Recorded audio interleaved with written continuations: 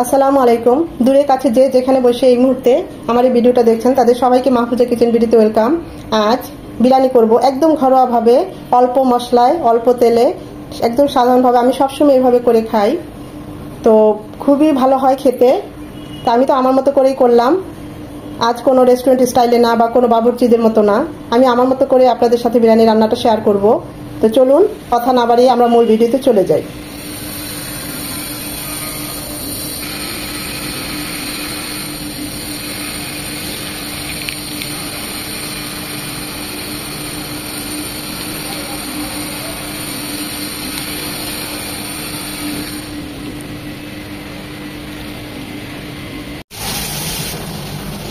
বিরিয়ানির মাংসটা রান্না করার জন্য প্রথমে দিয়ে দিচ্ছি কড়াইয়ে সয়াবিন তেল 4 চামচের মতো।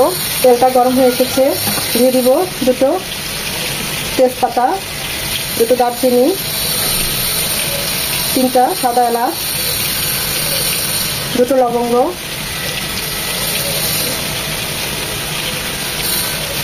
7-8টা গোলমরিচ সাদা কালো। এটা 1 মিনিট হবে, খুব সুন্দর একটা সুঘ্রাণ চলে আসবে ভাজার পর। গোটা মশলাগুলো 1 মিনিট ভেজে নেওয়ার পর দিয়ে দেবো 1/2 কাপ পেঁয়াজ কুচি। পেঁয়াজটা একটু নরম হবে, পেঁয়াজটা নরম হয়ে এসেছে। এই পর্যায়ে দিয়ে দেবো 2 চামচ আদা রসুনের পেস্ট, 1 চামচ আদা 1 চামচ রসুন। এটাকে 1 মিনিট ভালোভাবে ভেজে নেব যেন আদার ঝাঁঝালো গন্ধটা চলে যায়। আদা রসুনটাকে 1 মিনিট ভেজে নেওয়ার পর এখন দিয়ে দিব কিছু মশলা। 1 চামচ মরিচ গুঁড়ো, 1 চামচ ভাজা জিরে গুঁড়ো, 1/2 চামচ হলুদ গুঁড়ো, আর দিয়ে দিব প্যাকেটের মশলা 3 চামচ। সামান্য কিছু রেখে দিয়েছি কারণ আমার মাংস একটু কম, তাই এখন এগুলোকে একটু গরম পানি দিয়ে খুব ভালোভাবে কষিয়ে নেব। আজ আমি খুবই শর্টকাটে বিরিয়ানিটা রান্না করে দেখাবো আপনাদের। আমি সবসময় যেরকম করি, আর একটু পানি দেবো যেন মশলাগুলো খুব ভালোভাবে কষে। এই পর্যায়ে এসে মনে হবে মশলাগুলো কষানো হয়ে গিয়েছে, কিন্তু না, মশলাগুলো আরেকটু ভালো করে ধৈর্য নিয়ে কষিয়ে নিতে হবে। কারণ এই মশলা কষানোর মধ্যেই কিন্তু আমাদের যে কোনো রান্নার, যে কোনো আমরা মাছের কারি বা যে কোনো মাংস বা যাই রান্না করি, এই কষানোর মধ্যেই কিন্তু এর টেস্ট লুকিয়ে থাকে। যত ভালো করে মশলাটা কষানো যায় এর টেস্টটা ততই ভালো হয়। এখানে আমার 1 কেজি গরুর মাংস আমি তেল, চর্বি, হাড় সবকিছুই নিয়েছি, রেগুলার কাট করে কেটে নিয়েছি, সেটা দিয়ে দিচ্ছি। মশলার সাথে মাংসটা খুব ভালোভাবে মিশিয়ে নেব। আজ খুবই অল্প মশলায় এবং খুবই ঝটপটে শর্টকাটে, সবসময় আমরা যেরকম বাসায় বিরিয়ানি করি, কোনো অনাড়ম্বর ছাড়া, মশলার আধিক্য ছাড়া, ফ্লেভারের আধিক্য ছাড়া, ওভাবে আমি আজকে বিরিয়ানিটা রান্না করব। আমি এভাবে প্রায় করি, কিন্তু খেতে খুবই ভালো হয়। সবসময় হাতের কাছে সব ধরনের মশলা, সব কিছু উপকরণ থাকে না, তাই আজ যেভাবে করছি এইগুলো সবসময় আমাদের হাতের কাছে থাকে। একদম সিম্পল ভাবে আমি আজকে এই বিরিয়ানিটা তৈরি করব। মশলার সাথে মাংসটা কষবে মিনিমাম 15 মিনিট।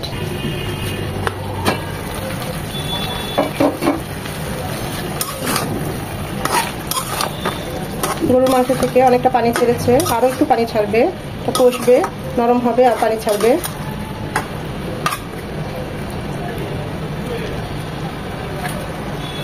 আজকে বিফের টুকরাগুলো আমি দেখতে পেয়েছেন ছোট ছোট করে দিয়েছি, খুব কিন্তু বড় করিনি।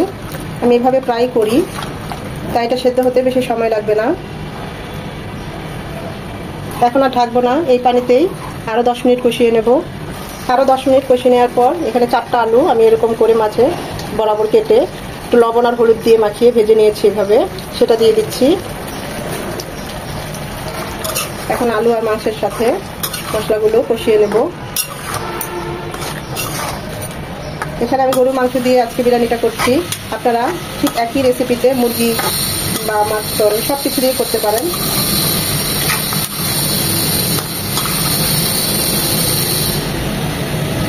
আলুর সাথে মাংসটা আরো 5-7 মিনিট কষিয়ে নেওয়ার পর এখানে দিয়ে দেবো আমি ফুটানো পানি। 1.5 কাপ পানি দিচ্ছি, কারণ আমার মাংসগুলো ছোট ছোট করে কাটা, এই পানিতেই সেদ্ধ হয়ে যাবে। এটা একদম মাখো মাখো থাকবে, ঝোল রাখবো না, তাই ওই অনুযায়ী আমি পানিটা দিলাম। যেহেতু বিরিয়ানি করবো আমি এই মাংসতেই, এই ঝোলেই যেটা মাখো মাখো হবে এবং সেদ্ধ হবে, তখনই আমি এখানে বিরিয়ানিটা বসাবো, তাই আমি ওই অনুযায়ী পানিটা দিলাম।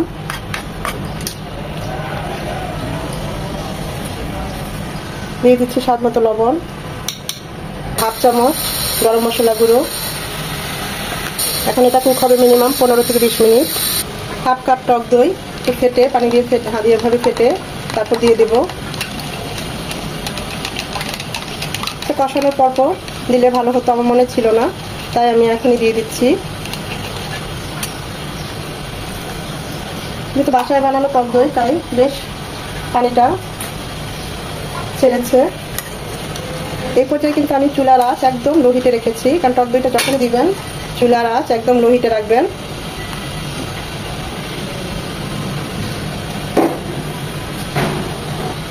এখন এটা কুক হবে 15-20 মিনিট। ওই চুলায় বিরিয়ানির মাংসটা হতে থাক, এই চুলায় আমরা পোলাওটা রান্না করব। দিয়ে দিচ্ছি প্যানে 3 চামচের মতো সয়াবিন তেল, একটা দারচিনি, 2টো সাদা এলাচ, হাফ চামচ জিরে, 2টো লবঙ্গ। এটা 1 মিনিট হবে। এটা 1 মিনিট ভেজে নেওয়ার পর দিয়ে দেবো 1 চামচ আদা রসুনের পেস্ট। এটাকে 1 মিনিট ভেজে নেব যেন আদা ঝাঁঝালো গন্ধটা চলে যায়।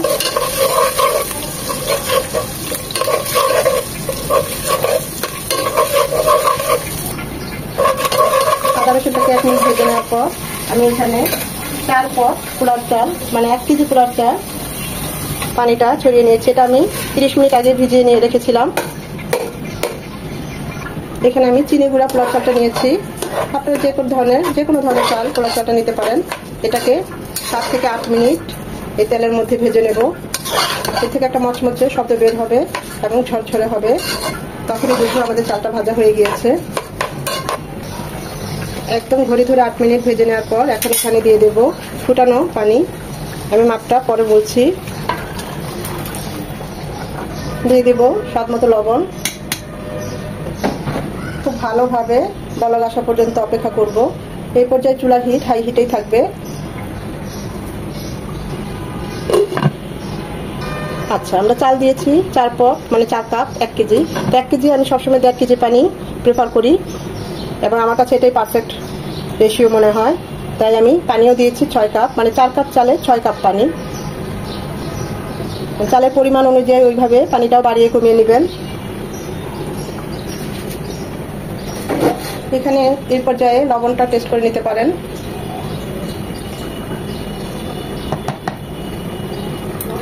এখন লবণটা ঠিক আছে, কিন্তু চালটা যখন একদম ফুটে আসবে, মানে ফুলে যাবে, তখন লবণের পরিমাণটা একটু কমে যায়, তাই আমি সেই জন্য আরেকটু লবণ দিচ্ছি। তাই চেষ্টা করবেন প্রথমেই লবণটা একটু বেশি দিতে, কারণ চালটা যখন ফুলে উঠবে, মানে ভাত হয়ে যাবে, তখন কিন্তু লবণের পরিমাণটা একটু কমে যায়।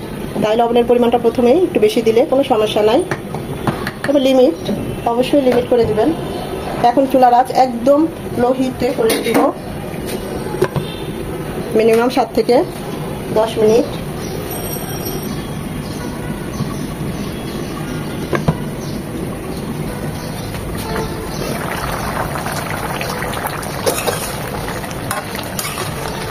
আমাদের মাংসটা একদম প্রায় হয়ে এসেছে, আর একটু ঝোল টানবে। ওদিকে আমাদের পোলাওটাও হয়ে যাচ্ছে। আলুগুলো একদম সেদ্ধ হয়ে গিয়েছে। এখন আর ঢাকবো না, এই ঝোলটা এমনিই টানিয়ে নেব।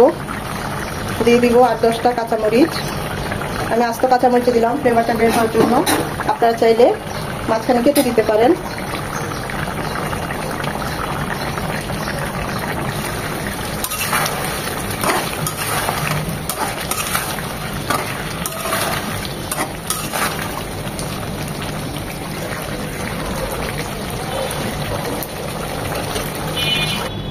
আমাদের রাইসটাও হয়ে এসেছে। এখান থেকে আমি কিছুটা রাইস এখন উঠিয়ে নেব।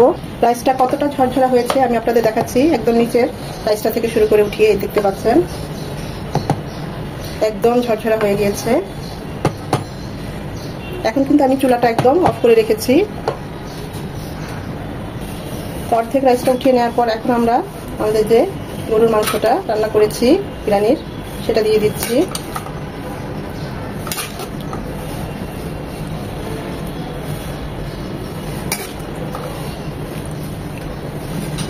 যে সামান্য মাখো মাখো ঝোলটা ছিল সেটাও দিয়ে দিচ্ছি, কারণ জুসি জুসি হবে বিরিয়ানিটা, খেতে খুবই ভালো হয় এভাবে বিরিয়ানি করলে। এখন বাকি রাইসটা দিয়ে দিচ্ছি।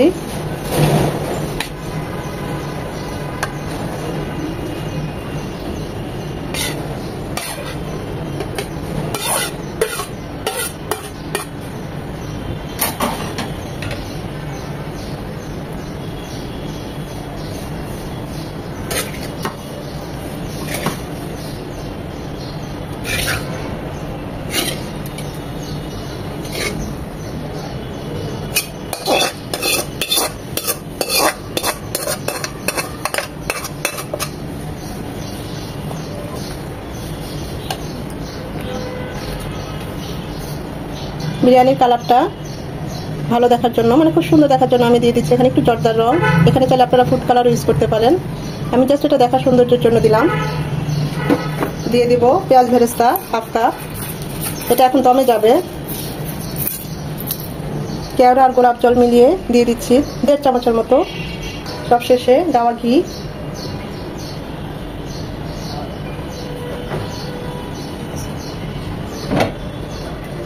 এখন এটা একদম দমে দেব 10 থেকে 15 মিনিটের জন্য। দমে দেওয়ার জন্য আমি এরকম একটা তাওয়া বসিয়ে দিলাম।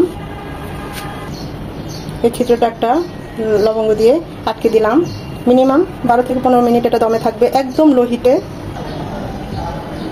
বিরিয়ানিটা দমে থাকতে থাকতে এখানে আমরা একটা সালাদ বানিয়ে ফেলি, যেটা আমি সবসময় ঘরে করি। সালাদটা এখানে নিয়েছি শশা কুচি, এখন কুচিয়ে নেই আমি এই সালাদটার ক্ষেত্রে।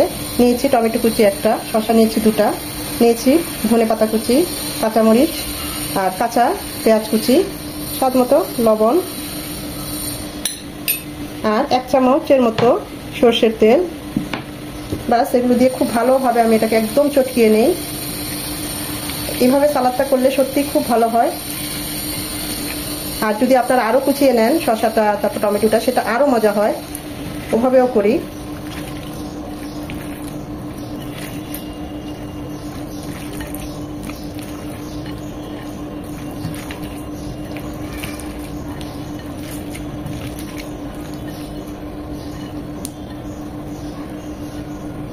এই সালাদটা খেতে অসম্ভব ভালো হয় পোলাও দিয়ে বা এরকম বিরিয়ানি দিয়ে, সবকিছু দিয়ে খুব ভালো যায়। গরম ভাত দিয়েও খুব ভালো লাগে এই সালাদটা। বিরিয়ানির জন্য সালাদ তো রেডি। 15 মিনিট পর মাশাআল্লাহ এত সুন্দর একটা সুগন্ধ, পুরো ঘর ছেয়ে গেছে। লাইট একটা গন্ধ যা আপনাদের বোঝাতে পারবো না। দেখতেই পাচ্ছেন আমাদের বিরিয়ানিটা। এখন সার্ভিং ডিশে সার্ভ করার পালা।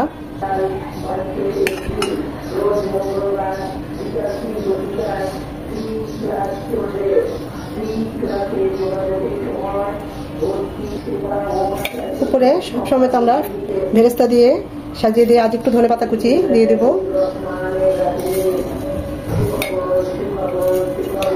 একদম সিম্পল চেষ্টা করেছি, একদম অল্প মশলায় অল্প তেলে এবং অল্প মাংস দিয়ে যে বিরিয়ানিটা আমরা সবসময় বাসায় ঘরের জন্য করে থাকি, ঠিক সেটাই আপনাদের সাথে শেয়ার করলাম। কিন্তু খেতে অসাধারণ হয়। দেখতেই পাচ্ছেন কতটা লোভনীয় হয়েছে, খুবই ঝরঝরে হয়েছে। তার সাথে এরকম একটা সালাদ হলে তার কোনো কথাই নেই। ভিডিওটা দেখে যদি ভালো লেগে থাকে অবশ্যই একটা লাইক দিবেন, কারণ এই লাইকটা পরবর্তী ভিডিও করতে আমাকে উৎসাহিত করে, সাহায্য করে। আশা করি ভিডিওটা আপনাদের ভালো লেগেছে। আর যদি ভালো লেগে থাকে অবশ্যই লাইক করবেন, আর এভাবে রান্না করে কমেন্ট করে আমাকে জানাবেন কেমন হয়েছে। এতক্ষণ যারা ধৈর্য ধরে এই ভিডিওটা দেখেছেন তাদের সবাইকে অসংখ্য ধন্যবাদ।